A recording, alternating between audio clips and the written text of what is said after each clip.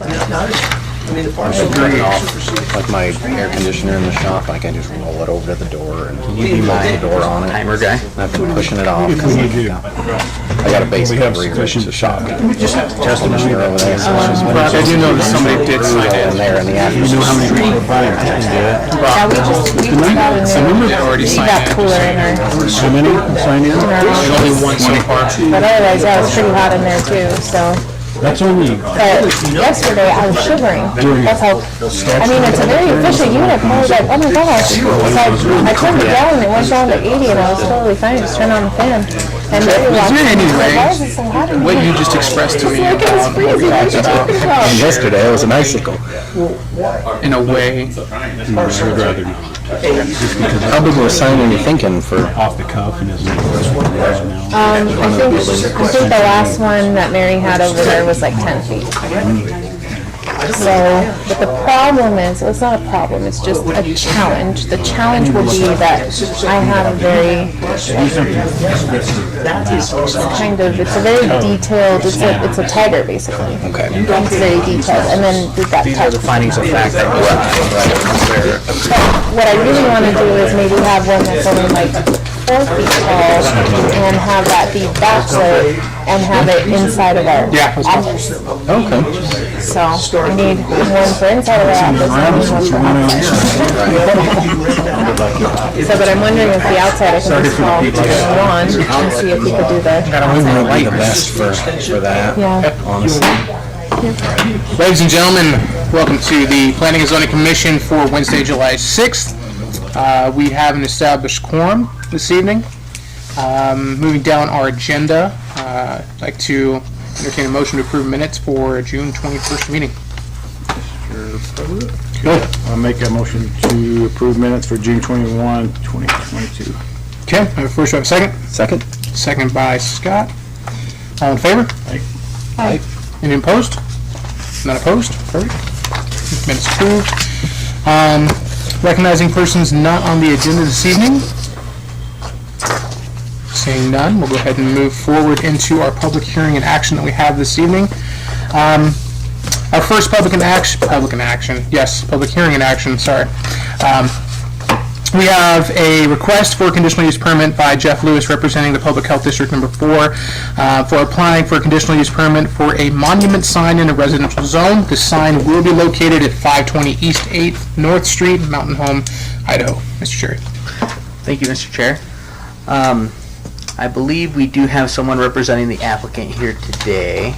So I'm just going to ask you to come sit right here, and I'm just going to give you guys a small debrief on this one, being that it's more technical really than anything. So land use sometimes involves signs, and it involves their placement and manner, which is why we are here today. So right now we have the subject property, which is at 520 East 8th North Street. It is home to Central District Health and other health-oriented entities, and they would like to do a freestanding sign, which code does allow them to do with a conditional use permit. What they have submitted to you, and which is in your packets, you have a drawing of the sign. Well, it shouldn't say drawing, a rendering, which is right here of what the sign is going to be. We have it being of sturdy construction. Looks like we have some brick, and we also have different signage areas. Code dictates how much they can have. I believe it's 30 square feet. I have measured these different signage areas which are used.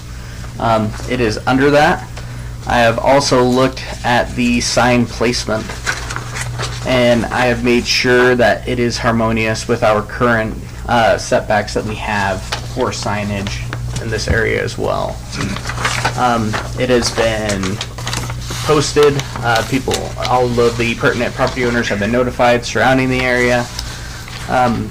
And I believe that they have sufficiently met the criteria that the city has in place for them to go forward and build their sign. And with that, I will hand it over to the applicant's representative to tell us any more information you may have.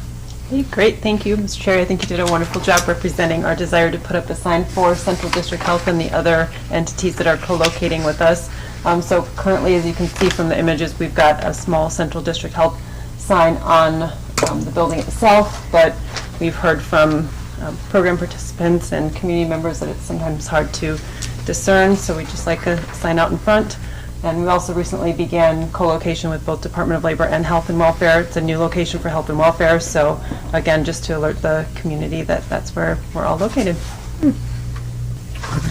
Okay, thank you. I'll go ahead and open it up for public hearing at this time. So is there anybody that would like to speak towards this sign? Seeing no, we'll go ahead and close that hearing then. Commission? Questions? Mr. President, is it going to be lit? I You can guess seriously call me Mr. President? come to Mr. President. Okay. Second. I don't know what this said. Is it it'll be illuminated? I didn't see it in the package unless I missed it. Say it one more time. Is that sign going to be illuminated? Oh, is it? Nope. No illumination? Okay. And I believe that is a requirement of the residential district. For it to not be lit. So it won't be lit. It will not be lit. Okay. Anything over here? Nothing for me. No? Christina? Nothing? I will say that I love the rendering. I think that's actually a really great addition to that area of our town. I think that sign's going to go really well with what's around you and that vicinity. So, Commission, I entertain a motion. I'd like to make a motion. I think you're going to be doing it a lot tonight. Okay. Make a motion to request a conditional use permit for the public church hospital monument sign in residential zone. Sign would be located 520 East 8th North Street. And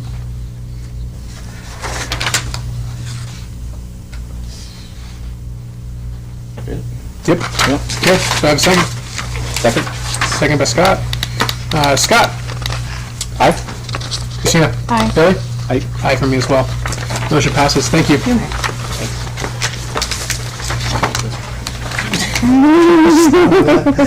All right, our next item on our list tonight is a planned unit development to rezone an R4 to an R4 PUD for Colthorpe Commons from Meridian Development. It is a request that allows for a master plan development providing 64 attached single-family townhouses configured in 10 two-story buildings varying in 4, 5, 7, 8, and 9 units. The development will provide assigned covered and uncovered tenant parking, 3 electric vehicle charging stations, 1 space amenities including 2 playgrounds, community pavilion, bicycle racks, and a walking jogging path throughout the site. Mr. Cherry. Thank you, Mr. Chair. I believe we have the applicant and the applicant's representative here before you today. I will allow them the opportunity to present, and then I will fill in any blanks that may have been missed, and we'll go forward from there. Perfect.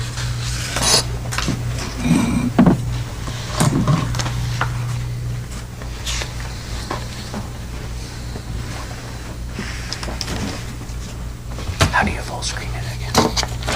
Enter. Control Enter. Do you mind if I offer a handout really quickly? Sure. You all right? Thank you, sir. Sure. Thank you. I think it's in the packet. Looks in there anyway. Thanks. No pictures of buffalo grass in this. Or buffalo. Here we go. Or Buffalo.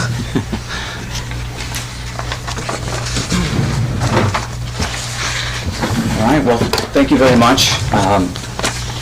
Mr. Chairman, County Commissioners, excuse me, City Planning Commissioners, and City staff, thank you for letting us be here.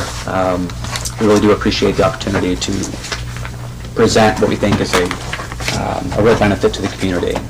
And we all know each other pretty well, I would say, and as you know, I can be rather verbose, so I'm going to try to cut a lot of it out. First thing I'd like to do is to have our owner here introduce himself and tell us a little bit about his company. Yeah, I'm Steve. I'm representing Meridian Development. We're a team of 3. I'm the development manager, and we're really excited to be here in this community and kind of serve the community as much as we can. We really like to be in these type of places. 1 second. Oh, sorry. Could you state your full name for the record? Yes, Steve Heath, please? And your address? 1445 East Featherview, Court, Eagle, Idaho. Thank you. Yep. Sorry. Yeah, that's about it, so. Thank you. So, thanks, Dave. Appreciate it. I've had a really great working relationship with Meridian Development, so can't speak of them highly enough. And they've been great to work with. They have been very, very good at community outreach or just outreach to the surrounding neighborhoods. So many of the neighbors I see here today that we were able to get in touch with, and hope to hear what they have to say as well after the presentation. So you've all seen, I guess that's called a splash screen, so the first screen. What we're proposing is it's just over a 4-acre parcel, and it's located just behind the existing Chevrolet dealership off of Air Base Road. And I guess that's considered kind of the southwestern part of town. And there's easy access to Air Base and to get onto to 84 either through exit 95 or exit 90.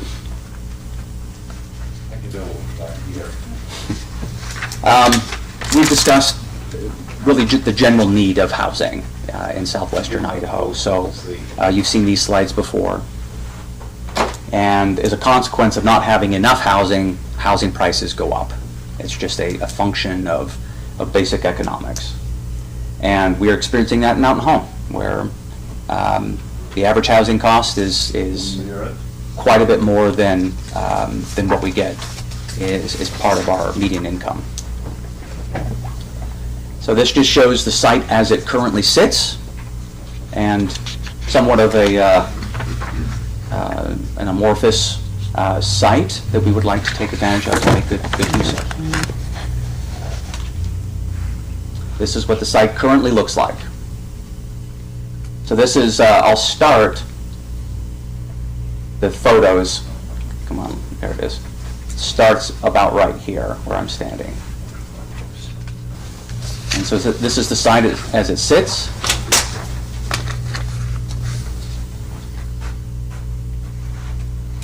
This would be just off of Colport, looking towards Jerome.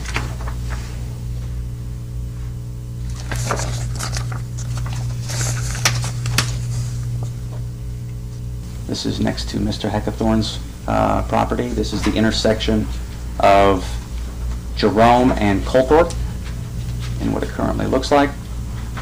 That is on Jerome, looking towards the looking south towards the Chevy dealership and Air Base. And this offers a bird's eye view of what we're proposing. And so the project, and I'll talk about this just briefly in this slide, we would like to separate the project into 3 phases. And so the initial phase will take place in the northwest corner, and the second phase would be on a strip with and there would be improvements made to the street and half-street widths. So they'd get curb and gutter, sidewalk, and of course we would repair the pavement, replace the pavement. The same thing would happen in phase 2, which encompasses all of that, and then to the south along Garrett, along with street improvements in half of the street width, as required by the city ordinance. And then phase 3 would be the remaining townhouses here. And so we are installing infrastructure that loops around and connects all of the units, and even we have been asked to provide a stub for possible future expansion by the city, because there is not currently water in Garrett. There it goes. And so this shows the general layout. We do have covered parking. Our parking ratio is a little over 2 to 1, for the number of units. I had a number of very good discussions with a few people about parking, and I think that we'll see 2-to-1 ratio at least moving forward. So we do have covered parking. We also are trying to think of what kinds of functions may be beneficial and amenities may be beneficial to the community in the future. And so I'll point out that we do have electric vehicle charging stations. So there's a minimum of 1 per phase for a total of 3. We have, Steve can mention a little bit more. I think there was some brief discussion about possibly providing a few others, but there will be 1 electric vehicle charging station available to the community per phase. In addition, this is intended to be a family development with young families, airmen, general community members, that we do have open green spaces. I will talk a little bit about those spaces that have grass will be buffalo grass for low water consumption. You received an updated packet for the landscaping that includes a little bit better images of what we're thinking in terms of vegetation. So these are all low water consumption. All of them are very low water consumption, as stipulated by Boise State, BLM, and University of Idaho in their agricultural programs. The units themselves, there are 64 of them, spread between 10 buildings. They consist, all of them are 2 bedrooms, 2.5 baths. They're 2 stories, which is not, they're not very tall. We have a 30-foot height limit, and so we will stay well under that. And we thought it was important as townhouses to really embrace the street and provide a good front for the rest of the community to be inviting. We are including an outdoor community pavilion, children's playground, and something that don't know if you got a chance to see it in your packet. So the owner of this parcel here, Barista Coffee, wasn't able to make it today. He's in Boston, and so spoke out he spoke in favor of and support of the development, talked about how nice it has been to work with our community investor and with local business and with the neighbors. And we actually agreed to not only provide fencing, 7-foot tall privacy fencing around, so that we can demonstrate that we desire to be a good neighbor, but we have a pass-through, a pedestrian pass-through, so the community can go and patronize local businesses as well, without ever having to get in a car and drive. And so this shows our preliminary plat information. And always tough to tell unless you're familiar with the line drawings, but the plat would be parcel 1, parcel 2, along with an easement, and then parcel 3.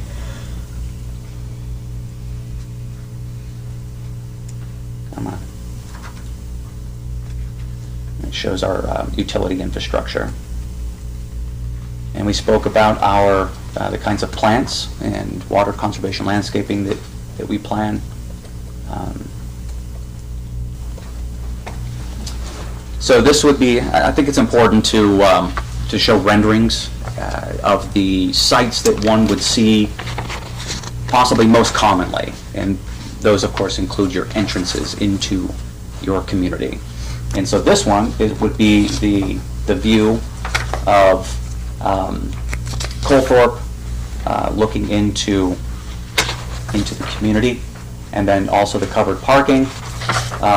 Not all parking spaces will be covered. I believe it's 1.7, so really there's very little that is not covered. 1.7 of the stalls per unit. And also, each of the units will have a different color, a different character moving down the line in a building. So it's not a monolith. This would be the entrance at Chai Drive. So given that we purchased the property from the owner of the coffee shop, we figured we'd be clever and use coffee names for the streets and give it a sense of character and a sense of place, a sense of context. And this would be the entrance of along Garrett and going into Chai. So this would be somewhat of a bird's eye view, looking over at Phase 3 over here in the distance. And this would be the Chevy dealership back behind it. And so this shows the plans for the various units. This particular shot shows a 4-unit building, which you'll find in Phase 2 and the layout. So this is the first floor and the second floor with the bedrooms and the laundry all upstairs with 2 baths. And I don't think I did mention this, so the units are all currently at 1,330 square feet for the 2-bedroom, 2.5 bath. And they do have, all of them have, come on button, in the rear you have a storage, attached storage for each unit, as well as a covered patio in the back. And then there will be an uncovered patio over on the back behind the covered patio. Okay, this would be if the buildings were all one color, which they will not be. This would be what they look like.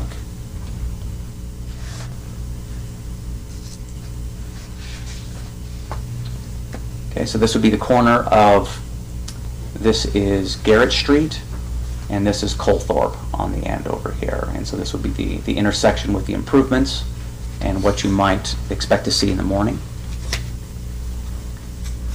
This would be Chai Drive in the evening. And we do have lighted carports, as you can see. And I think that will do. So we welcome any questions that you may have. Perfect. At this time, before we do questions, I'll go ahead and open up to the, Mr. Chair, yes, if I may, before you proceed to the public hearing, you're going to say what I was going to say. I just wanted to go through with you all as the commission those key components that you'll be looking at as you make your decision. So this is a planned unit development, and it's also a rezone. So it does have the underlying zone as R4, but it's still a rezone to R4 PUD. So we're looking at the standards of both a rezone and also a planned unit development. That is all within your packet, all of those different standards. Please look at those, ponder those, especially as we get public input. Know that as far as the planned unit development goes, what is being asked as far as deviations is fairly minor. He is asking that the being able to produce more than 4 units on a single lot be a outright permitted use. And he is asking for some building setback deviations of 10 feet as a rear yard setback instead of the base 15. Other than that, everything that you have seen meets property development standard for the R4 district. He does meet his parking standard, which I do know is very important, and we've been speaking about that a lot, especially in past meetings. So I just wanted to remind you that that is what you need to be looking at.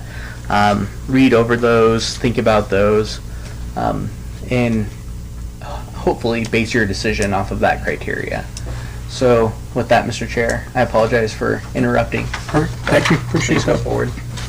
I'll go ahead and ask you to go and step back for a minute. And we'll open up, actually before I open up the public hearing, I know a lot of people are going to have questions and concerns about water. As mentioned in previous meetings last 2 weeks ago, the way that water works is we can approve plats, we can approve PUDs, and understanding where our water comes from, and given information that I have been provided, it is the risk of the developer of whether or not those EUDs will actually be available when they put in for signing. So we know where we're at on the EDUs. It's Wednesday and it's hard to speak today. So if you're coming to discuss about if you have problems, concerns with water, we understand that, we know. But again, this body does not make a decision based on water, because the risk does fall on the developer on whether or not there's going to be enough EDUs for that developer when they finally come and sign for their actual beginning construction. Okay, so with that being said, I'll go ahead and open it up to public hearing. Anybody who would like to come and... Mr. Chairman. Yes, sir. I have a couple of things to add to Okay. that.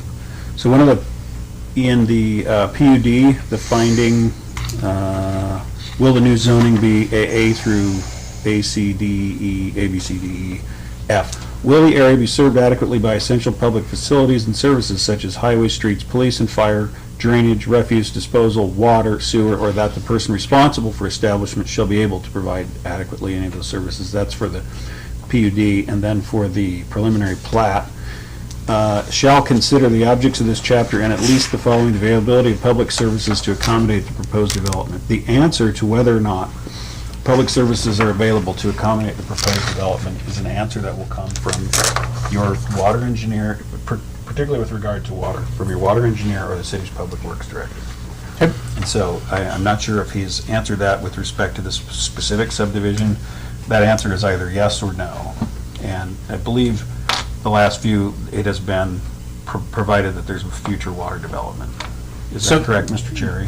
Yes, and if I can expound on that. Yeah, please. Unfortunately, I don't know if our public works director will be able to be present here today, but the information that I can relay to you with some confidence, sitting from my position, not sitting in his as the gatekeeper to our water and also our sewer capacity, is that right now we have approved, I just did the report the other day, approximately there's like now 1,700 or so dwelling units that have been approved to be built.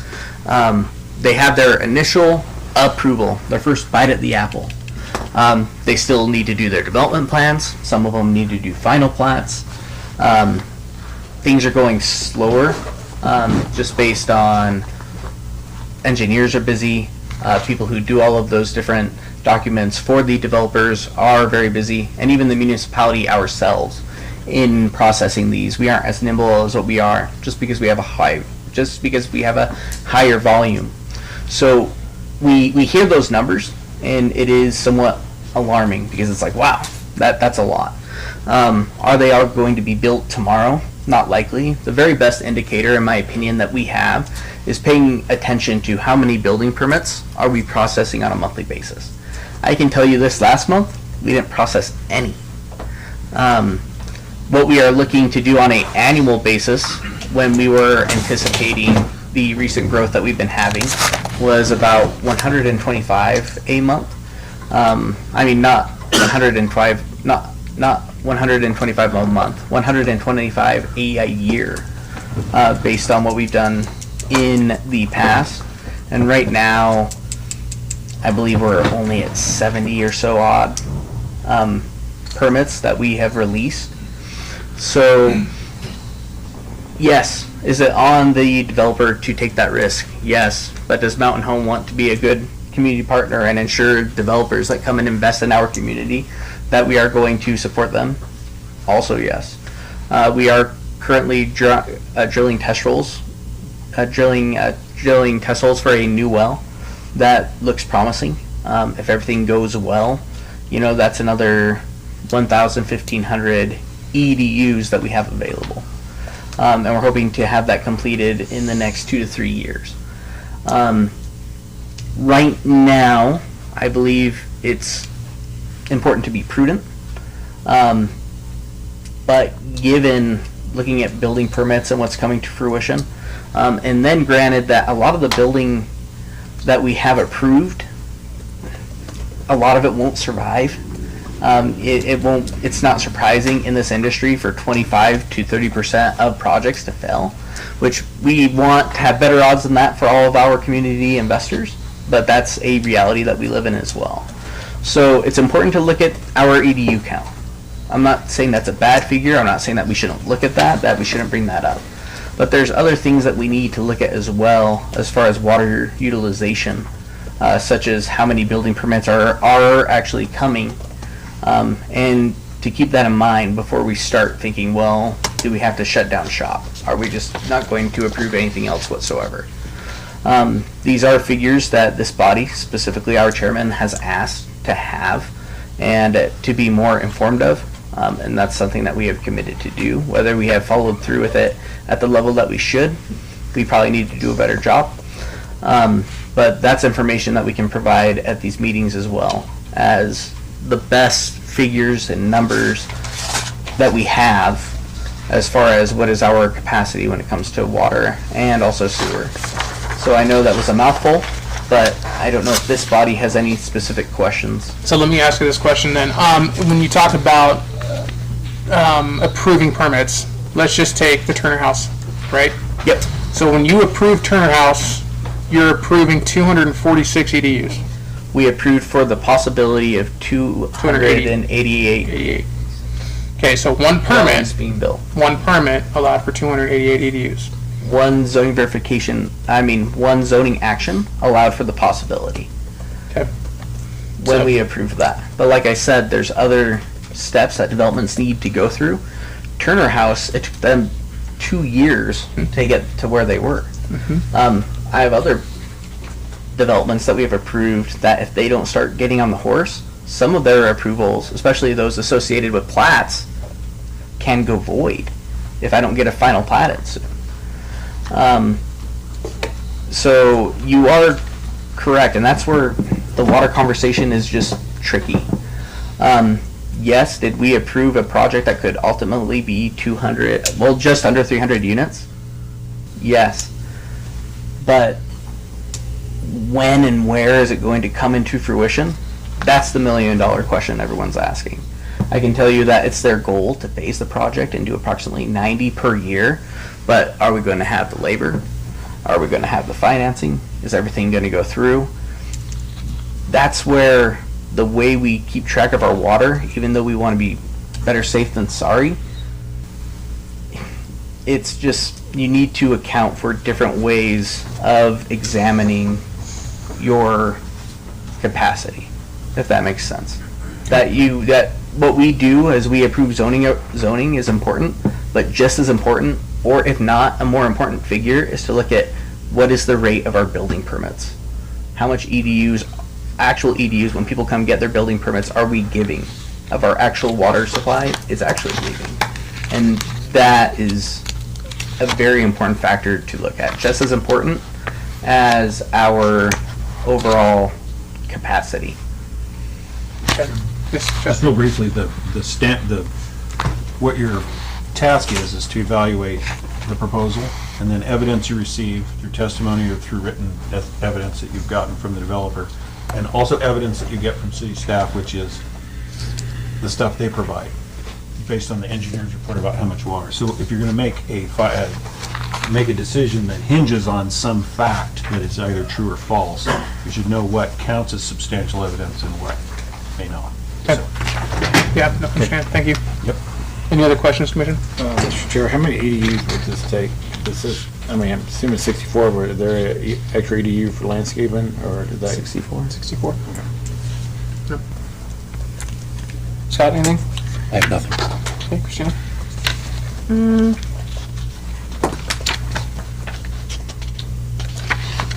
Okay. With that, then I'll go ahead and open up to public hearing. Anybody who wants questions, comments, concerns, please come forward. Please make sure you state your full name and address for the record. Yes, my name is Eric Castro. I live at 149 Northwest Rome Avenue. I'm also representing 3 Hodges at 179 Northwest Rome Avenue. So my primary concern is that we have people from outside the community trying to change the community. Biggest thing is that the structures they're proposing do not fit the aesthetic of the neighborhood. A majority of the neighborhood within this area is single-family, single residential homes, or single-story homes. So by adding multi-story, multi-family homes, we are significantly changing the aesthetic of this neighborhood. Also, they're proposing adding vehicle charging stations. No other similar developments in the city of Mountain Home have vehicle charging stations, so I believe this is also a significant change to the aesthetic, even if we were to go through with this. They mentioned making this a family development, and I don't believe this is a long-term family development. I believe it's more of a short-term solution because it's going to be more of a transitional period for people. Personally, I would like to see something that is long-term, possibly some duplexes or some single-story, single-family residences. And they mentioned adding walkways so people can go to the businesses. There are some businesses in the area, but not many that are going to be safe to walk to, especially if they have to cross Air Base Road to get to them. Let's see. It's also going to add significant number of people to the area.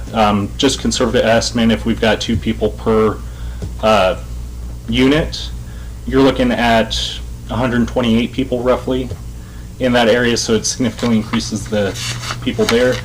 With increasing the number of people there, there's already traffic issues as far as safety. One of the biggest ones I've noticed is people flying down Jerome Avenue in Coldport. They're doing well in excess of the speed limit. I've also seen people driving down the wrong side of the road. I personally have almost seen people and animals hit on both streets because people are not being diligent of driving. So without any mitigation towards that, I foresee incidents happening with people getting hurt or killed in such situations. Also, just the congestion of having an extra 120 cars in the area is going to make it significantly harder for people to get to work in the morning because those roads are not meant to handle that kind of capacity, especially if we're talking about airmen coming in and trying to get to the base first thing in the morning. I've grown up in that neighborhood for a long time, so seeing this kind of change does not fit what that area is like. So I don't believe I have anything else to add. Perfect. Thank you, Eric. Appreciate it.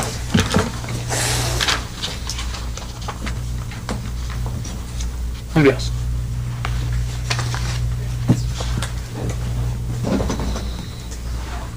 Commissioners, President. My name is Misty Pierce. You all know me. I am the,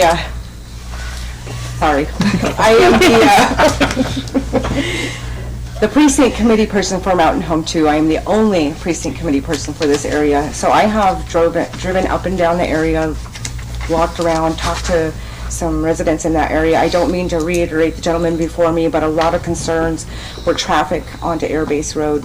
This is going to lead to, especially with the village using Haskett, a lot of people going down to Coldthrope to Haskett because it's just convenient. We're going to need a stoplight. The citizens are not going to want to pay for those. Those are expensive. And ITD is going to make the citizens pay for that. All the streets I've noticed on the diagram, it looked like there was a lot of street parking. Those roads are extremely narrow. You can barely get my SUV and a truck on that without having to ride on somebody's shoulder. And those people out there have ditch rights. And I don't think we should be interrupting that. This is also a disruption of the current residents' lifestyle. We've got sheep out there, cows, pigs, chickens. You don't want a whole high-density area put in that next to the urban areas. It's not smart growth. Thank you. Thanks, Missy.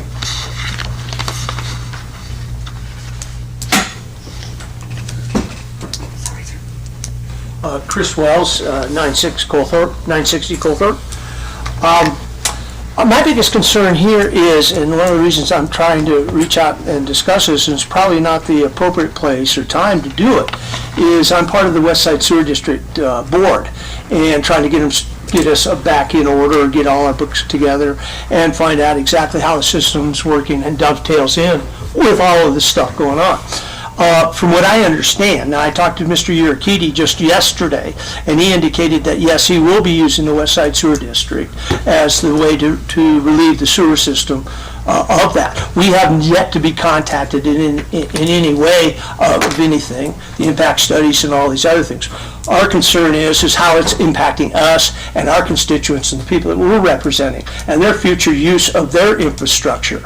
And then that's the number one concern.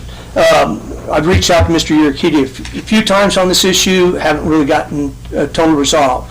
And also, we're managing the EDUs out there, we're collecting for the sewer fees and things of that nature. And there's an impact to us. And when these things are affecting us, we'd like to be cut into the loop and at least communicated with the packages that you're all reviewing. That's a big concern of ours right now. And also going around with what's being said, the cultural appropriation that's going on. The West Side is a totally different culture altogether out there.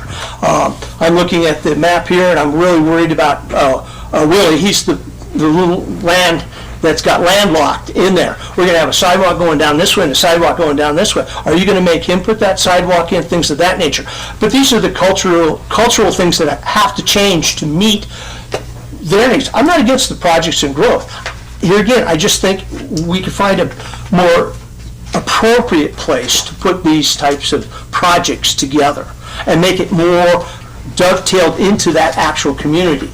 And rather than force the community to accept them, why don't they work with us into that community? And I think it's apparent once you go out there and look at it. We got sheep up and down the street, all the other things, and I don't need to go off on that. My biggest concern is the infrastructure work and the EDUs and things of that nature. And I've reached out, and like I say, this isn't the appropriate place, and I wish Mr. Urquidy was here. And I reached out to talk to him to look at these on the contractual levels and things of that nature. And I'll be doing that in the future. So at this time, I think it would be kind of behoove the council to table the issues while these things are worked through from the West Side Sewer District's point of view. You know, give us a chance to figure out, because I know myself, my personal problem, I got 4 R4 properties over there. Is that going to affect my future use?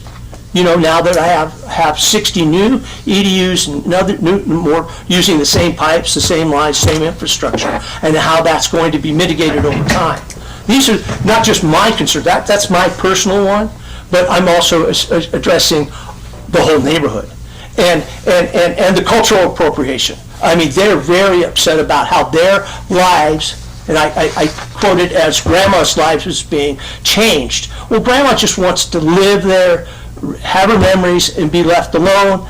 And Willie's of the same nature. And also there's the people that can't afford all of the new amenities and the costs of things like that. But I don't want to get off in the weeds on that. But more importantly, I think the board needs to look at how you're going to get rid of the sewer system. I don't know about the water. The water's a big issue. I didn't appreciate the fact that we're going and using permits as an indicator as to EDUs. Why aren't we looking at how many EDUs were purchased over time and what our projection growth rate is as the physical element of what it's going to cost us, what we're actually going to be doing in the future. I think we kind of mixed and matched a little bit of things like that. At least I, in my brain, couldn't exactly, if I knew how much money, I know I had to spend the money on the EDU, you know, $4,200, $2,500, Those numbers speak for themselves. You can add them all up and you can project it out in the future. And you can actually control that growth that way. Those are just my comments. That's what I'm here for. Thank you, Chris. Okay. And if Mr. Urquidy could get a hold of me, it'd be great. Thank you. Thank you. Did you say you had contacted him? Yes, several times. Okay. We just talked to him last night, and he indicated to me last evening, in fact, Gus talked to him more specifically, I handed the phone over to him. So you have spoken to him? Yes. Okay, thank you. Okay. Right, everybody knows me, I'm Willie. How you doing? Well, I'm kind of on the opposite edge of these. I'm kind of supporting this outfit. I've talked to these fellers, they seem to be pretty intelligent, and they seem to want to leave me alone. That's what I like about the deal. You got a question, we're gonna put a 12-foot fence around my place too? You got it. I like that. But my biggest thing is the city gonna step up to the plate? As far as I understand, these guys only have to put half the road in. That's all they have to put in. So does that mean in the morning I'm gonna drive on a nice new road going out, crappy old road coming in?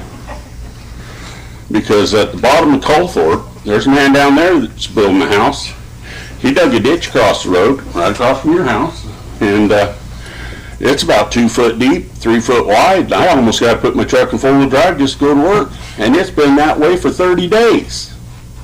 A great big old pile of dirt sitting beside it, but ain't nobody grabbed a shovel. And I think you would think the city go by there and say, hey, that needs to be filled in a little bit. So I think the city should have a responsibility to make these things are done on a timely manner. And it's what these guys said they're going to do. You know, if they're not doing what they're supposed to do, then you think the city wants to step in and say, hey, fix it. But no, I give them their support. I think it's going to be, at least I won't have cheap grass and those cucumber all over the place. You get something growing out there. It's going to change a lot of things. But you know, my grandson lives in Meridian right now. He's paying $1,750 a month because he can't find houses here. And all he wants to do is live here and work. Now, I wouldn't want to live in one of them Cracker Box houses. I don't expect anybody that's my generation would, but this new generation ain't like us. They don't need all the stuff that we have to have. They don't want to raise chickens, you know. So yeah, for the next generation, I guess I'm for it. Thanks, Willie.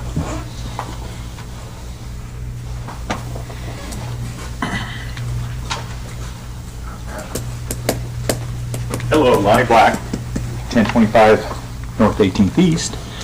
So here's my question and my concern. It is infrastructure. It's the road. So I had Carl Vaughn string his tape measure across their airbase road next to my shop, and it doesn't quite make 30 feet. So we had this discussion prior with the coffee shop, and they're going to have to widen that road just to get the semi-traffic in there.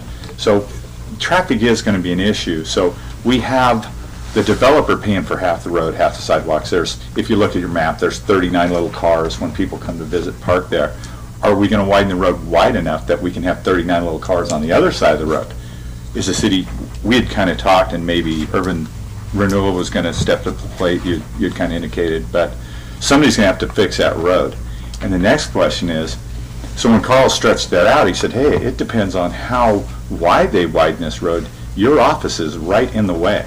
He said, if they widen it just to meet the requirements, you're within a foot, just stringing the tape measure out here of maybe us having to knock your office down and put it on the other side of the building. Don Pockner's tree, which is actually on my property that shades these little cows, that baby will probably be gone, as well as trees across the street in their yards. So there's a lot of infrastructure work that's going to be done. The Domino's Pizza kits drive across my back lot. That's where the speeders are. They're like bees headed to the flowers with pizzas, and they're shooting through there all the time. And I actually called the Domino's people and said, hey, we need to get a grip on these kids and the semis and try to be a little bit more coordinating back there for that reason. We're going to have 2 coffee shops there. We're going to have the Chevrolet dealership. We're going to have my storage customers. We're going to have my repair people there. We're going to have 125 people or something in there. So we're going to really have to think hard on the streets, curbs, gutters, and sidewalks in that area, because we are going to have a lot of traffic there. I've got to warn my guys, that's not our personal U-Haul hooking up area anymore. You know, I got people, my customers come in and park on the side of that road. We're going to have to warn people that it's not like it used to be. There's going to be a lot of people there if this is planned. And I understand everybody has that issue. Oh, I don't want that in my backyard, but it's got to be in somebody's backyard at some point. And I'd like this committee to kind of balance this growth that we're having and all the apartments we're building, and realize at some point, the late John Berman Solo was heckling him one day about the money, and he said, no, I'm building these houses, and you're going to mature and realize I'm building these houses so young people can have families and build a future here in our community, being proud where they live. And he said, I live in this community and I spend that money I make building other things here because I love this town and I want to see it and I want to be proud of it. And I want to make sure that we balance this. I mean, a show of hands, who wants to live in the town center motel apartment complex here? Nobody? I'll tell you who's going to spend a lot of time there. Chief Connors. We got to keep an eye on how we grow and what we allow to happen, and realize that we want to have smart growth. We do need apartments. We do. But we gotta kind of balance that with some single-family homes that have yards and where the kids can play and do things. So if they do move here, and this is an intermediate thing for them to grow, that they have a place that we've thought out where they can afford to live and move to the next step up and make sure that we aren't just having the haves and the have-nots, because that's what makes people bitter. And when we have them all cooped up, they got idle hands. What are they doing? They're visiting Chief Connors. So I would just, this looks like a great development. They have a lot of space. They're not chicken coops like I originally thought they might be. But I just want us to realize we need to balance the apartment growth with places where they can move to the next phase. And we need to think about how we're going to move people in and out of this area. Thanks, Mike. Thank you. Thank you.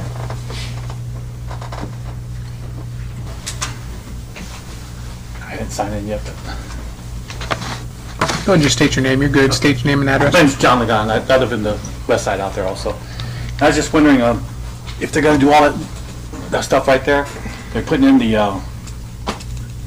electric charging. Why don't they put solar into if they're going to do something like that? But I think it's a bad spot. I think it should be out further, building that way. Out here, we're all retired. We don't want the kids ripping and running up and down the streets. We all got farm animals out there and stuff. It seems like we're just getting swallowed up. And if you get those, like they said, he's going to give it to the air base people and stuff like that. How much are these places going to cost? They didn't mention in this report. You tell me an Air Force person that can afford $2,300 a month or something like that for a brand new home. That's, it's just not going to happen. What's going to happen? People are going to move in. They're going to buy them. It's going to, just like a lot of the houses. See how the market's fallen in the area now? It jumped up real high. Now it's trying to fall back down. People are losing their homes, getting repoed. They bought it at the wrong time. And the people buy these at this time, especially an Air Force guy, you can't afford that stuff. That's my main concern is that if they could build it further out, like end of Fifth, where they built the last complex, they could probably buy that property real cheap, keep all the apartments and the two-story houses out together. They don't deserve it to come into our neighborhood and build it up like that. I mean, we're small houses, but at least we all got land and we all enjoy each other out there. We look out for each other. We're a big community out there. It's going to change our community. We're not going to know everybody. People are going to come in and out. We go up and work with each other all the time. Chris, I've been helping him at his place. He comes over, helps me on my place and stuff like that. Don, same thing. We go up and help each other. It's a good, close-knit community. We're going to lose that if you get 124 cars or whatever going to come in there. Plus, they're going to go out on the airbase road.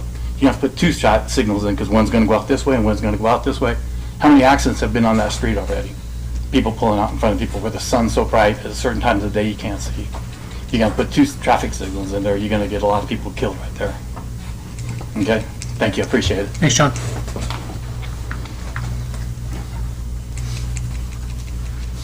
Anybody else?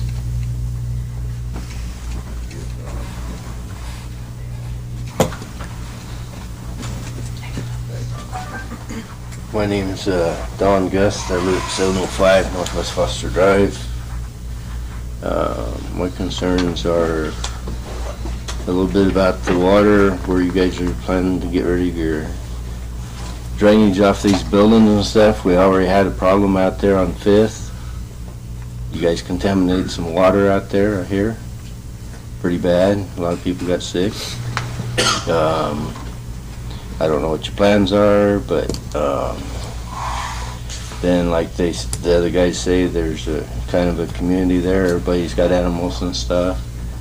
The roads, I worked on the roads. I can tell you they're not going to handle up to all that kind of traffic with trucks, everything else, that much more. They're made of recycled oil, for one thing. It is good, but it's already close to 20-some years old already. Some of it's starting to show it. So unless you guys plan on redoing all the roads and everything, I think you're gonna have a problem. Plus, like Lonnie there, you guys are gonna be cutting in on him, Mr. Faulkner here, probably Mr.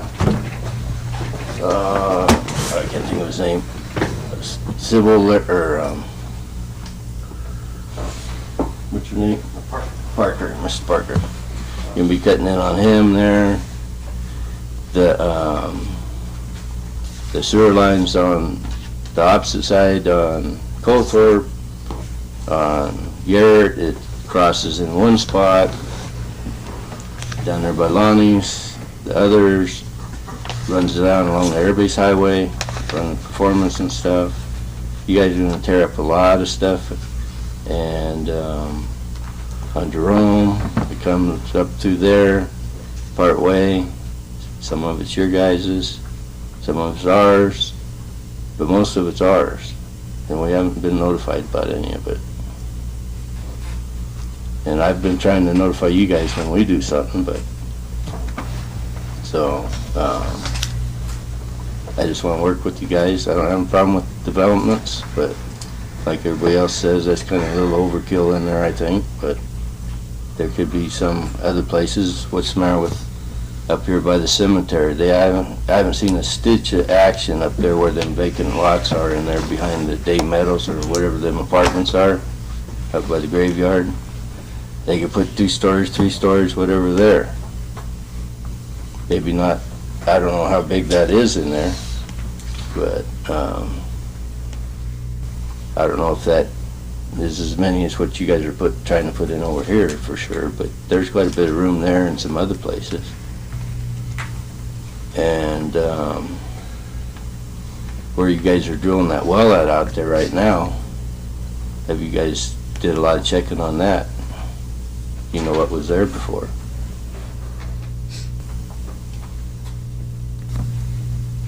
Are you guys gonna put a big tank in there, big tank like up on the hill, or what are you guys gonna do there? Or is it just gonna be a little pump station like the one out, some of the others around? Pump right out into the...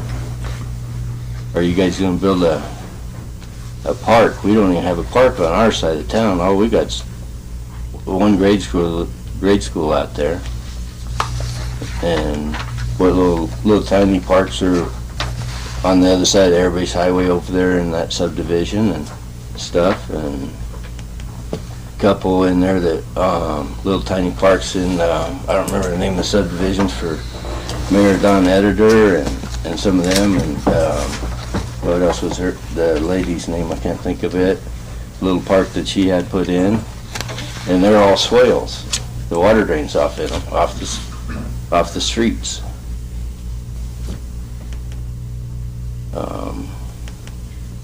So I'd like to know where all you plan on getting rid of all this water too. When we do have these storms and stuff. So trying to think of what else was I thinking? And it's going to be a high impact, like they're saying. There's going to be people cutting down Colthorpe from, if you guys develop that over there off of 5th, over by the sawmill, they're going to be cutting through there, all them streets that do go through anyway, trying to get to the highway, and there is some kids there and stuff. We got to focus on this development, not everywhere else in the city. But it's right there in that area. But I mean, I did stray off a little bit, but I mean, it's all tied together, what I'm saying. The Briscoe, there's 2, why do we need 2 more coffee places? The one's already right there next to it. That's not what this is about, Don. This is about the development. Stick with the development. Okay, the development. Do we have enough firemen to fight these? Do we have enough adequate equipment to take care of these? What kind of people are going to be living in there? Are they going to be people just passing through short time, working in the military, or are they going to be full-time houses, or what is it? Are they going to just build in there? Maybe if they did like what they are, but hopefully they're not building small homes or big homes or flipping them just to make a profit. Somebody, whether it be the developer or whoever. But there's a lot of people walking up and down in the streets, little kids, dogs, cats running out there. My mom's cat even got run over. Birds got hit out there the other day. just out in the street. There's chickens and they get out once in a while or whatever, other animals.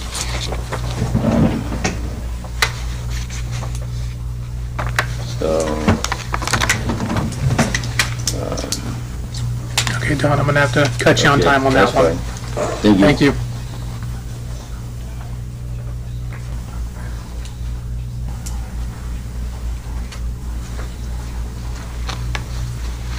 Parker Scheibel, 237 Northwest Garrett. So I'm right across the street from where it's going to be built. And I'm from a small town in Oregon, about 400 people, and then I moved to Boise and wanted to get out of Boise specifically because of developments like this. I did a lot of looking around in Mountain Home. I really fell in love with the west side of it because I could walk down the street and look at sheep. There were chickens in my front yard for the first like 4 or 5 months that I moved in. My dog hated it, but it was fun. And coming from Oregon, I've seen what a lot of developments do, and I'm not against having a development there, but it seems like a drastic change from what that community is. Again, I haven't been here that long, but that's just what I've seen, and maybe my word doesn't mean as much in this community since I haven't been here that long, but I think it's important to think about not just adding a bunch of rooms, essentially, to a community that needs something else. That's it. Thanks, Parker.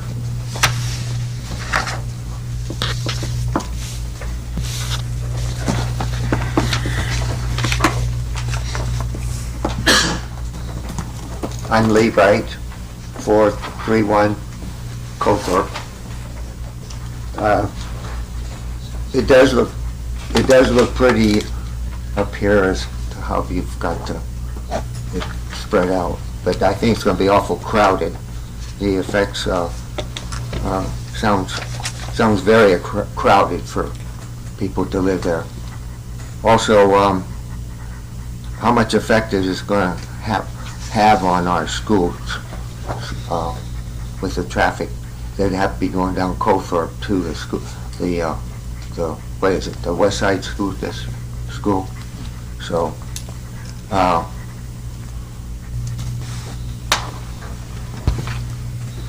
is everybody in that area that isn't in the county, will they eventually be annexed into the Mountain Home, the city?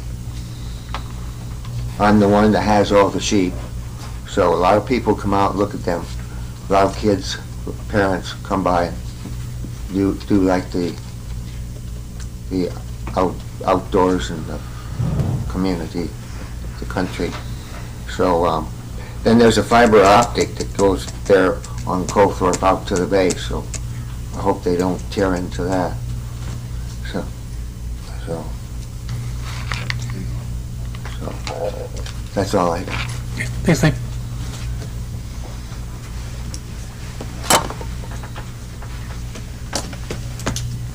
Anybody else? Okay, seeing none, I'll go ahead and close the public hearing on that then. To everybody who did come up and speak and share, we appreciate that. We really do. We like hearing community and comments, concerns. It is very important to us as well. A lot of the concerns that you have, we also have, but it's good to hear it coming from the community, so we appreciate that. Thank you. Brock, I do have one question. How come there was no traffic study for this? I will let the applicant speak to that. I believe the applicant did speak with the Idaho Transportation Department about whether or not they would recommend one. And I'll let them come up forward. Also, I think what we should do, being that we did the public hearing, that we let the applicant come up, speak to those concerns. We'll get there. We'll get there. The other concern that was brought up when it comes to the city is what's the road management going to look like if the developer is going to do half the road? Is the city going to take on the other half? Normally, typically, it's exactly how it's written in code. In that, unless those roads are on our agenda for a capital improvement, it is only that one portion which is getting done. Okay, perfect. Okay, invite the applicant back up. Thank you.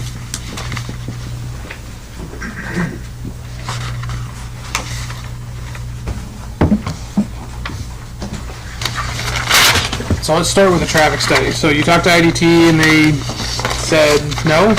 Not only did they say no, they said there's not anywhere near enough traffic impact to merit any kind of study. And it doesn't open onto directly to a state highway, and so they have zero concerns. So that was included in the packet, the PUD packet. Okay. What about a traffic study based on the roads that are currently there, not ITD, not air-based road? So what would that consist of exactly? So the amount of travel, the amount of traffic, the amount that those roads can I mean, it'd be great to have our public works director here to answer some of these questions, but he's not here.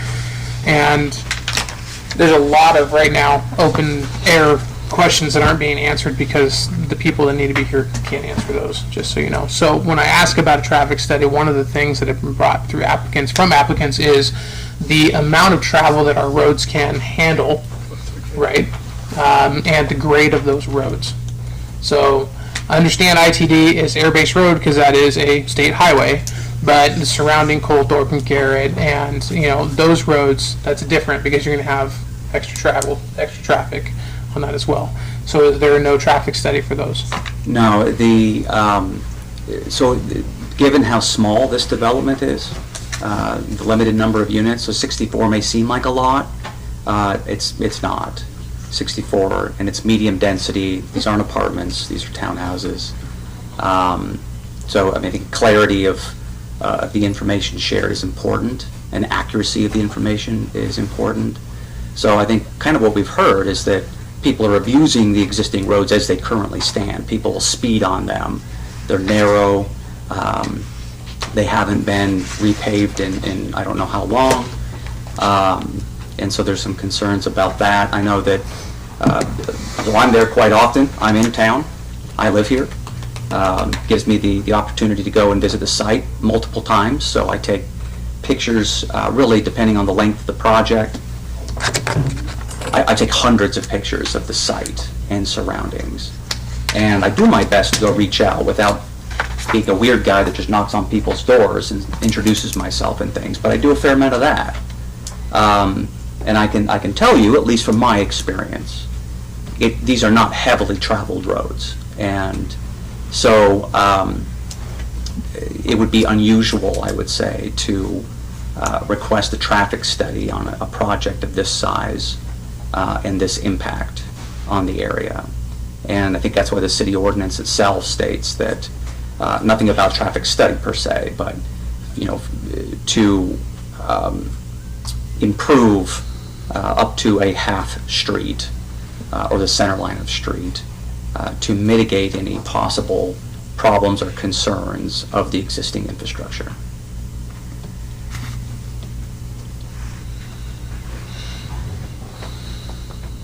Commissioner, I have a lot, but I don't want to be the only one speaking. I'm interested to know, I mean, we have the streets, the cost for a stoplight, that, like, what that would look like, because, I mean, I think that might be a good idea. But what I really wanted to know was more along the lines of, you know, the sewer type of thing, like the sewer and services. The reason why I have a question on that is because it says it's not going to create excessive additional requirements at public cost for public facilities and services, and I feel like sewer would be a public service, basically. So my question has to do with that, but then also somebody brought up the lease terms, how long people are going to be staying there and that sort of thing. I mean, I can tell you from my industry, we have a lot of people that rent because they're not able to buy because they can't afford or because they just don't qualify to buy something right now. So then, you know, these are the people that end up in 2, 3, 4 year lease terms, but what is that going to look like? And the reason why I ask that as well is because, you know, the same thing, like, is it going to be, let me see here. Conditions. So will the proposed uses not involve uses, activities, processes, materials, equipment, and conditions of operation? Like, what are those going to look like, basically? So those are my two questions. If you've talked to Public Works about, you know, the sewer services, and then also what your lease terms are going to look like. Mr. Chair. Go ahead. So in terms of approving a plat or a rezone for planned unit development, the duration of tenancy and the type of tenancies isn't relevant to It's it. irrelevant? Yeah, Okay. it isn't. But the sewer system or sewer connections are, and the staff can speak to that. Gotcha. As far as The sewer. the sewer. Mm. So, without having the public works director here, I can't speak to it. Gotcha. So I'm gonna throw something in here. There's too much. I can't do anything with this until I have more conversation with the Public Works Director, who needs to be here for a meeting about a situation when it comes to water and sewer for the city. Yeah, a lot of questions about that. And roads, and so I don't want to complete and flat out deny it, because that's not what we're here to do. But there's so many things that are not being answered because the people that need to be here to answer those aren't here. I might suggest, Commission, if we might be able to table this. Mr. Chairman, would you indulge me to ask, was Mr. Gust, is he a member of the, are you a member of the Water and Sewer District Board? Yeah, just the sewer. Are you the Sewer District Board, are you the chairman of that board? Yes. Was your organization notified by mail of this? Or did you receive any notification of it? I haven't seen anything. That's your official? Official, no. I haven't checked my mail this week, but I haven't got anything, I don't know. Do you know for sure if you guys did or not? on the list. It's also known as West Side Sewer District, Right, not right, Mountain Home. right, West Side Sewer District. Yes, West Side Sewer District is what it's called. Does that, and I don't know the answer to this question, but do you know, Mr. Gust, for sure if this property is inside the boundaries of that sewer district? Yes. It is, okay. Yep. Then we need to table this. Okay. And Commission, I entertain a motion for tabling. Mr. Chair, I make a motion to table. Table it to a date certain. Yes, to a date certain. Okay, and then we need to figure out what date that is. Yeah. July 11th. Well, no, not That's July too 11th. soon, way too soon.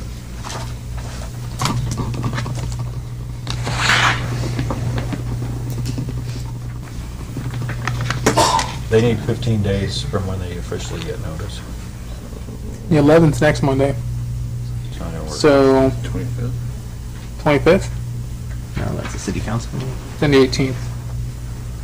I don't think it can be the 18th. It's So too it's going to soon. be August It's gonna have to be August. 1st. Would it be August 1st then? Okay. Okay, Mr. Chairman, I make a motion to table the rezone of 4.1 acres located east of Jerome Street, south of Corporate Avenue and west of Garrett Street. To corporate Commons I can't talk either, R4 PUD plan unit to August 4th, or August 1st, due to the outstanding questions on sewer, traffic, and roads. Okay, I have a motion to table the action item to this evening. First by Billy, do I have a second? Second. Second by Christina. Go around the table. Billy? Aye. Christina? Aye. Scott? Aye. And I as well. So this will be tabled until August 1st. Thank you. Take that down, which brings us up to the preliminary plat. Just do the same motion. I really like to be For the next one? Excuse me, ladies and gentlemen, we still have things that we need to cover, so if you need to have a conversation, please go outside. Okay. the circle just seems to never stop. Hold on, I'm gonna wait till people. And also the impact studies, all these projects that happen. And my concern is, it's also where the cultural, in other words, the impact. Sir, we're still in the meeting. Gentlemen,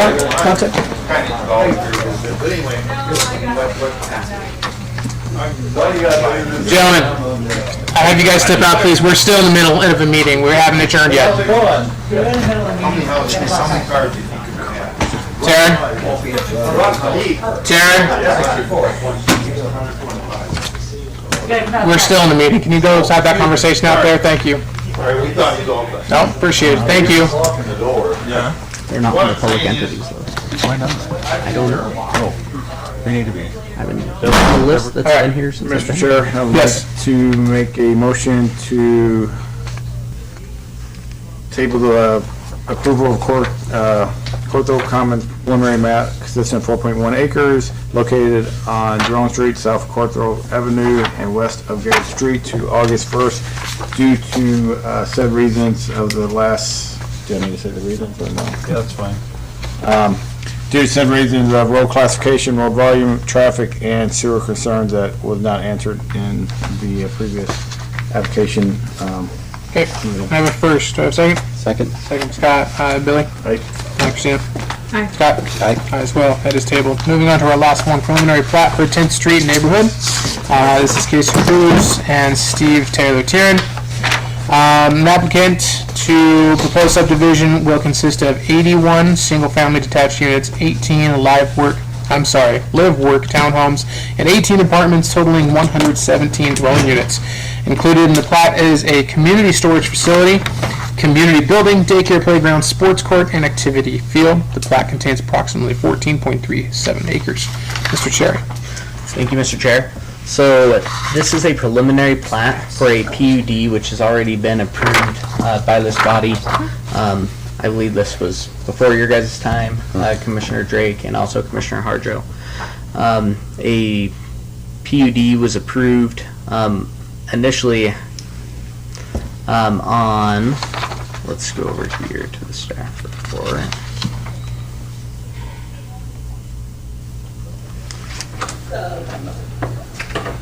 On the February 7th, 2022, this is the planned, this is the preliminary plat which is associated with that PUD.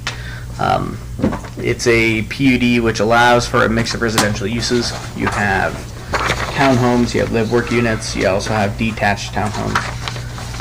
I will let the applicant kind of take from here, Mr. Chair, if that's all right with you, and then we'll go from there.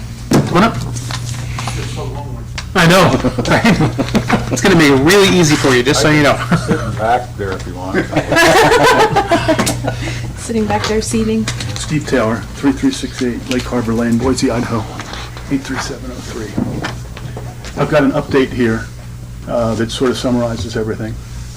I know we have two new members, so I thought we'd just 5 or 6 slides bring us up to speed. And that's totally fine. Yep. Thank you. Yeah, for their knowledge, absolutely. Yeah, Thank you. thank you. It's going to work, Doc.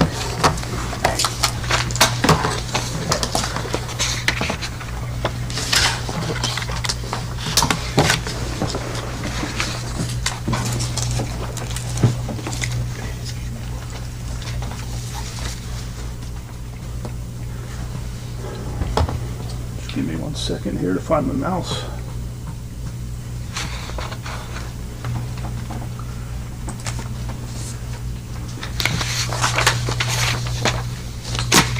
Everybody see that all right? I represent Kaisa Cruz. She is a landowner there, and she has purchased this property 5-6 years ago and would like to continue the use of the mobile home court. And we've gone through vacation and annexation of the remaining 14 point some acres. And that's what I'd like to show you today. We've given very thoughtful consideration to the existing comprehensive plan, and we feel that our principles of development match up with the expectations of housing, transportation, and land use in our comprehensive plan. We are clearly situated in the future expansion in the residential area. We're on a connector. We are going to construct with the appropriate water usage in the development, et cetera. Our community renovation is focused around the existing mobile home court with fences and landscaping improvements. And we have significant community park orientations that I'll show you in a second. Again, just more information confirming that we are checking the boxes, the comprehensive plan intentions. Here's the 20 acres, and the subdivided approximately 5 acres of the existing mobile home court. Very large, gorgeous trees that will remain and be a part of the community.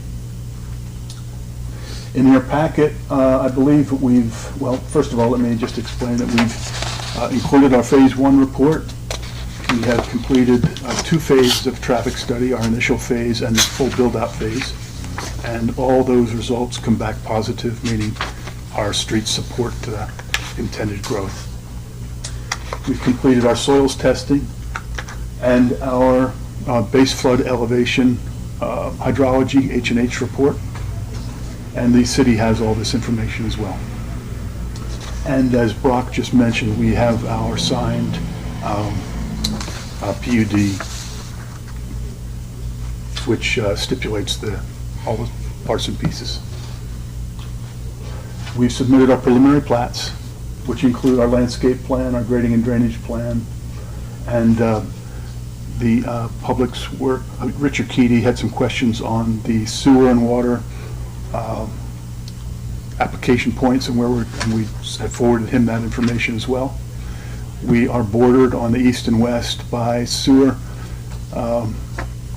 mains and on the west by water mains, and we've engineered the connections to those points. Here, just in summary, is the full site layout, and I just offer this if we have questions, but basically we have pocket neighborhoods in this 14 acres offering a variation of product, we call them product types. On the west, we have 24 single-family homes, which look very similar to the subdivision to the west, Silverstone. So that is a 1,400 to 1,900 square foot, 2-story single-family dwelling with a front-loaded garage, a porch in the front, patio in the back. In the Sage Pocket neighborhood, we have narrower townhome types, but they are separated by 6 feet of landscaping. And they have a front courtyard which invites walkways, etc. And they are rear-loaded, alley-loaded garages. In the Blue Pocket neighborhood, we have very simple bungalows that have surface parking and smaller lots and front porches that are connected to community walkways. In our Rye Pocket neighborhood to the east, we have a mixture of 2-story townhomes and 3-story live-work townhomes. And we've had concern about the height of those buildings, but we've addressed that in that from the street you won't notice them. There's significant tree coverage to the north that towers over these 3-story homes. So we've intentionally positioned that in a good spot. We also have apartment buildings and some commercial space in the front, which we would consider office space or coffee shop-like activity. And all that is surrounding our common space, which includes about 1 acre of storage units for the community, apartment 1 and 2 bedroom apartments over a daycare and a common space, playgrounds, dog parks, sports courts, and an activity field. That's the quick summary, and look forward to any questions or concerns you've got. No, it's actually been really nice to see the transition of this development from, since you came in, what, it was a year ago? It was a year and a half ago. It's been a while to where you are now in this. I love the new development and how it's kind of progressing. Are you planning on doing this in stages? Yes, we've identified stage 1 as, if we can follow my cursor, Blue Juniper Drive is the first stage because it's infrastructure, water and sewer. Okay. So connecting water and sewer to the east and to the west and to the east. And then developing this drive, what we call a no-rise drive condition. And the activity field here, which will be our grading and drainage, our stormwater retention. And then following up here, this drive here to this walkway and these 12 units along this line down here and these 2 units. Now, that's the infrastructure plan, whether we build those units themselves and in what order, we're not sure. We've got proposals then internally to order the next 3 or 4 phases, but it's too far ahead to be able to put those in stone right now, so.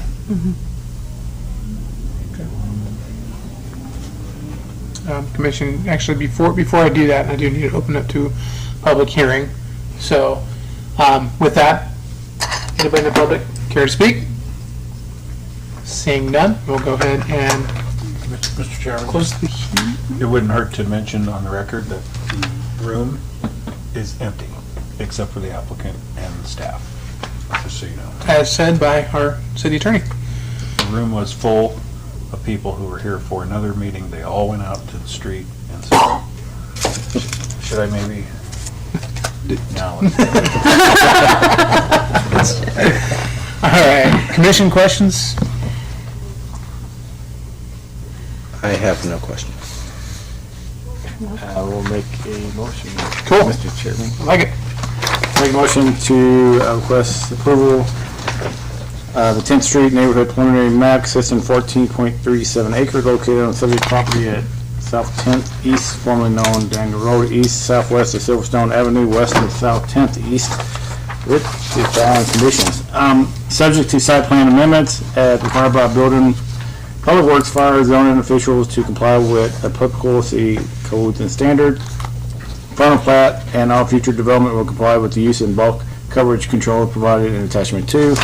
Approved plan agreement. Before a final plat is recorded, the applicant shall receive all necessary approval regarding water, sewer, and infrastructure from Central Health District.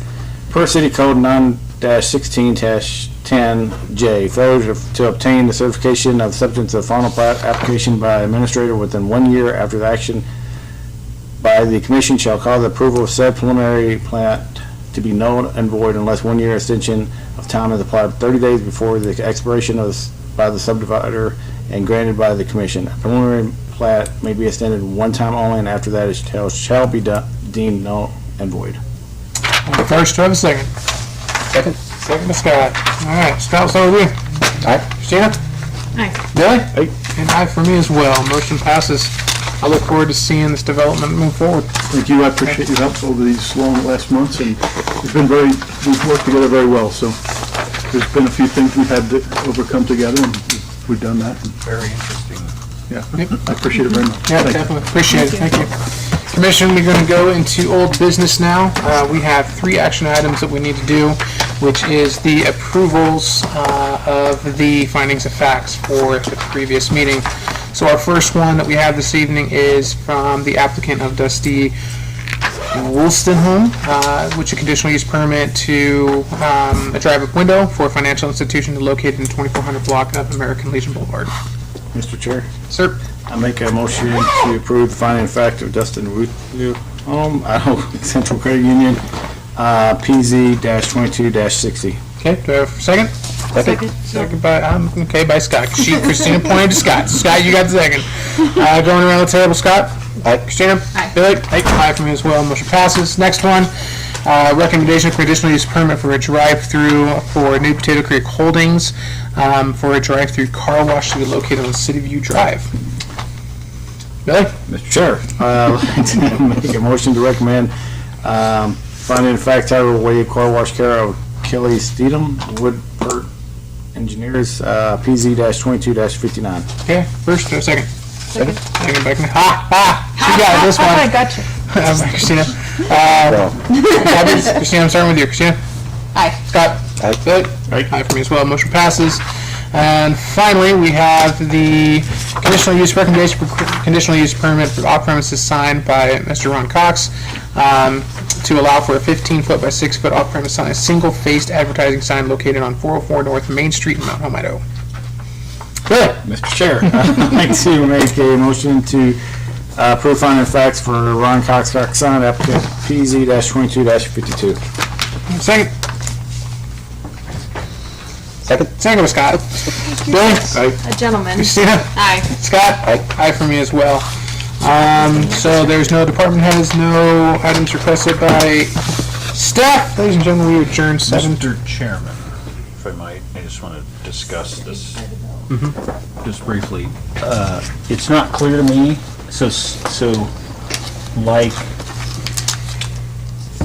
I think you had mentioned, and this may have been the assumption from staff for years, is the West Side Sewer District is a sewer district that has a contract with the city of Mountain Home. It's not clear to me whether this development was planning to tie into their sewer system or extend the city's water system into that, which would involve possibly changing the boundaries of this district. I'm not sure about it, but it is I believe it's a political subdivision, or at least a governmental entity, the same way that an irrigation district would be.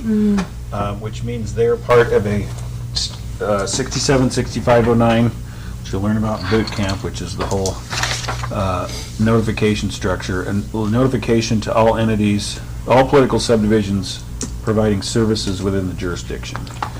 And this gives me another question, which is about the coffee shop property. Is that inside that as well? But they didn't tell you. So here's what I remember from that coffee shop property, is that they were tying it to city. Right. So this is further away, and so it's probably well within the boundaries of that district. Now, there's a couple things going on here, though. Did we send them a letter? This the most technical of things, which is no, we didn't, but we need to. Fine, we'll do it. That doesn't mean they didn't have actual notice. They didn't have legal notice, but they sure had actual notice, because the other guy said he called your Keating. So the fact that they're not completely blind to this, but I believe there's a whole bunch of legal procedural things that need to be addressed before this body can render a finding about services. And that is, who's going to provide them is the West Side. I just read the statute on the interplay between a city and a sewer district about whether the boundaries shift, whether you agree to serve inside. And again, there's been a long-standing existing contract where that sewer district purchases EDU flow into the city system.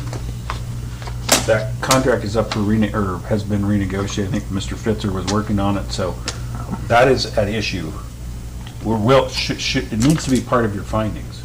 And I don't see anything in the record in the packet that I've seen that it's been talked about. So anyway. This is one of those growing pain items. Yeah. You know, I looked during the meeting, I looked at all the public entities that were notified, and I was surprised that they weren't there. Yeah. And it won't be the first time that we've had to add public entities to our list, which they certainly will be, but Mr. Show, it's all due process. Yeah. So they have a right. They would, well, it's a little bit more than a technicality, but given the fact that members of the board, now Mr. Wells is simply a board member, or maybe he's just a resident, I'm not sure. He's a board member. In any event, they have actual notice, but has it formally been, what is, in other words, they have the right to send us a letter back in response to the letter we send them. Like, what are you thinking, or whatever, we love it, whatever. Like, because other entities do that, the school district and so forth. So I just wanted to talk about that a little bit, and then the fact that, and I don't know, you legally, I want the new members, especially, but the rest of you to be, I'm trying to be clear that I'm making reference to the legal findings that you have to make, and then looking for the fact that there's evidence in the record for you to be able to make those findings. And so I don't know that there's evidence one way or the other about the effect on streets. I had to deal with this in Glens Ferry once. And so if there's a complete absence of any input, and you don't feel like you have enough information, then I think perhaps the people in charge of streets could get that to you. And so you're right to kick it and ask for that to be put in. So. Okay. There's just a lot of questions. Yeah. Just a lot that wasn't, yeah. There was a lot of testimony that was not relevant. So I'll let you figure Training? What? Are we gonna do a training? Oh yeah, when did you sent me some dates and I didn't. So we do not have any new items at our next meeting. Well, there we go. No, it's. There were no new items, so I would recommend us doing some sort of training. One thing that we can do, because it's a training, I wanted to gauge the pulse. We can even do it earlier. It doesn't have to be at 6. We can do it at 5:30. We can be very prudent so you guys can get done on time. I know that your time is precious. I just wanted to see if we choose to do a training, would you rather have it at our regular time at 6, or would you rather it be moved up earlier? And if it is moved up earlier, can you participate? I'm all for earlier if food's involved. Yeah. Oh, okay. I second guess. that, Mr. President, Vice Chair. Huh? So Earlier is fine. And With food involved, what the do President said. you want sandwiches? we will see. I was thinking. Scott, what about you? I'm good for whenever. I can Yeah. close up. And food Yeah, just as involved, long as so- I know ahead of time so I can. So I will touch base with Mr. Schroeder, and you'll get some sort of correspondence detailing what to anticipate. Okay. I'll ask you questions. Good. Anything else before I Like adjourn? trivia? Kind of, we'll turn it into trivia. All right. Adjourn, 7:35. Thank you. Thank you. Yeah, I have like 10, 12 things, so. This was